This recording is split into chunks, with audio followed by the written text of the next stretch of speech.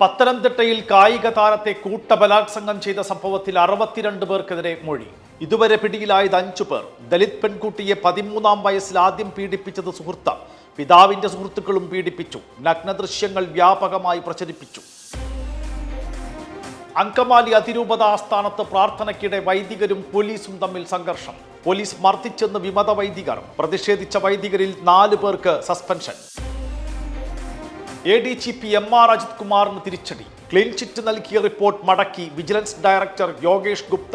വിശദമായ അന്വേഷണം നടത്തി ഫയലുമായി വരാൻ നിർദ്ദേശം.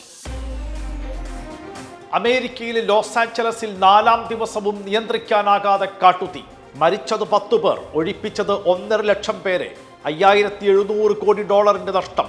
ആളുകൾ ഉപേക്ഷിച്ചു പോയ വീടുകളിൽ വ്യാപക കൊള്ളയും.